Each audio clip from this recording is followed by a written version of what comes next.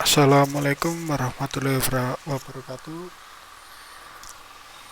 Perkenalkan, nama saya Muhammad Ferdiansyah Hanafi, dan dua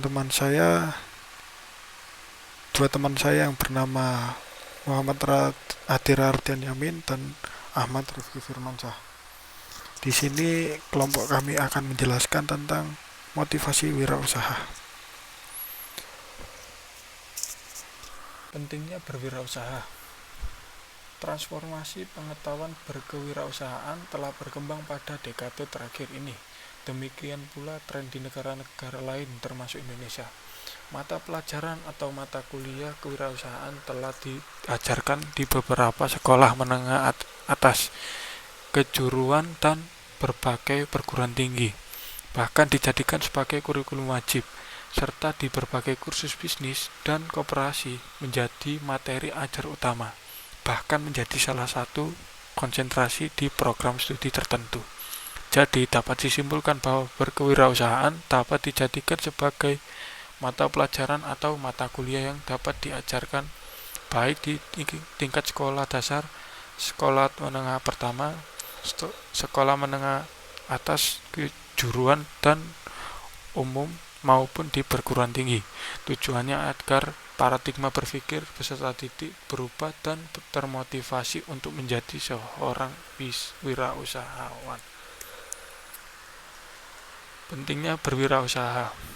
Transformasi pengetahuan kewirausahaan telah berjalan cepat pada dekade terakhir ini. Di Indonesia, kewirausahaan diajarkan di berbagai sekolah menengah atas dan berbagai perguruan tinggi.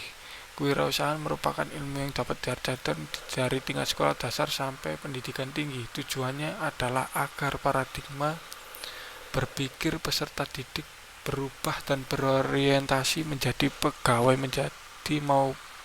maupun menjadi wirausaha. Sekian dari saya, terima kasih. Assalamualaikum warahmatullahi wabarakatuh. Nama saya Ahmad Rifki Firmansyah. Di sini saya akan melanjutkan dari yang disampaikan oleh Muhammad Ferdiansyah Hanafi, yaitu motivasi menjadi wirausaha. Secara general, motivasi seseorang menjadi wirausahawan antara lain laba, dapat mengatur beberapa laba dapat dikehendaki, kebebasan, bebas mengatur waktu, impian personal, bebas mencapai standar hidup yang diharapkan, memiliki rasa bangga karena dapat mandiri dalam segala hal seperti permodalan, mandiri dalam pengelolaan. Perbedaan wirausaha dan karyawan. Wirausahawan, penghasilan bervariasi atau tidak teratur sehingga pada tahap awal sulit mengatur atau tidak merasa aman. Memiliki peluang yang lebih besar untuk menjadi orang kaya. Pekerjaan bersifat tidak rutin. Kebebasan waktu yang tinggi, dalam tanda kurung tidak terikat oleh jam kerja. Tidak dapat kepastian atau ketidakpastian tinggi dalam banyak hal termasuk meramalkan kekayaan. Kreativitas dan inovasi dituntut setiap saat. Perbedaan wirausaha dan karyawan. Memiliki penghasilan pasti atau teratur sehingga mudah diatur atau rasa aman. Peluang kaya relatif sangat tergantung kemujuran dan karir. Pekerjaan bersifat rutin, waktu tidak bebas, terikat pada jadwal atau jam kerja perusahaan. Ada kepastian dapat terprediksi dalam hal kekayaan, dapat diramal atau dihitung, bersifat memenuhi instruksi atau perintah. Keuntungan wirausaha. Berbeda keuntungan menjadi wirausaha menurut Bukhari Alma adalah mendapat peluang untuk mencapai tujuan yang diinginkan. 2. Terbukti peluang untuk mendemonstrasikan potensi diri secara penuh. Terbuka peluang untuk memperoleh manfaat dan keuntungan secara maksimal. Terbuka peluang untuk membantu masyarakat dengan usaha yang konkret. Terbuka peluang untuk menjadi bos minimal bagi dirinya sendiri.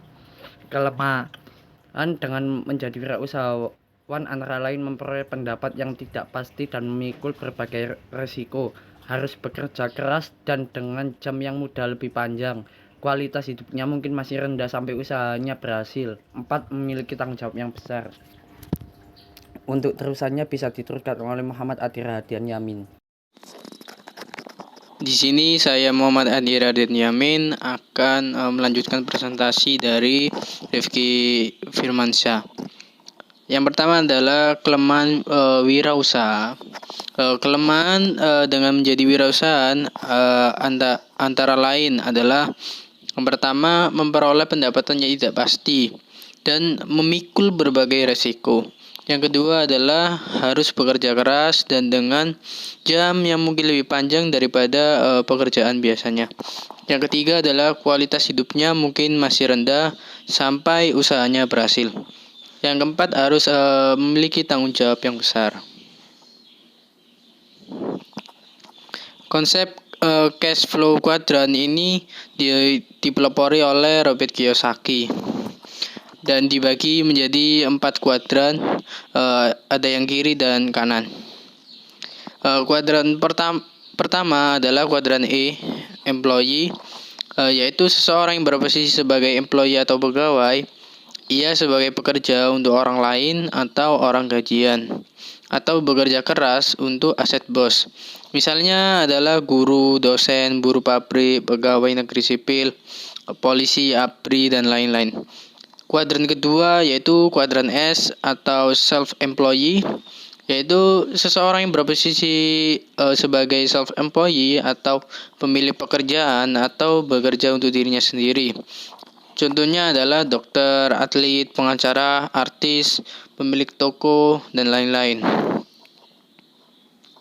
Kuadran ketiga yaitu kuadran B, business owner, yaitu seseorang yang berposisi sebagai business owner atau pemilik bisnis dengan membangun jaringan atau sistem.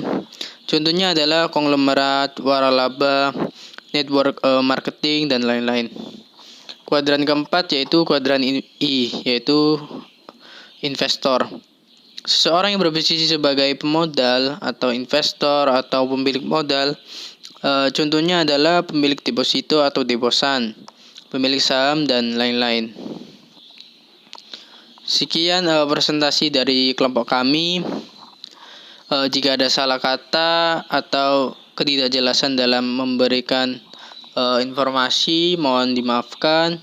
Wassalamualaikum warahmatullahi wabarakatuh.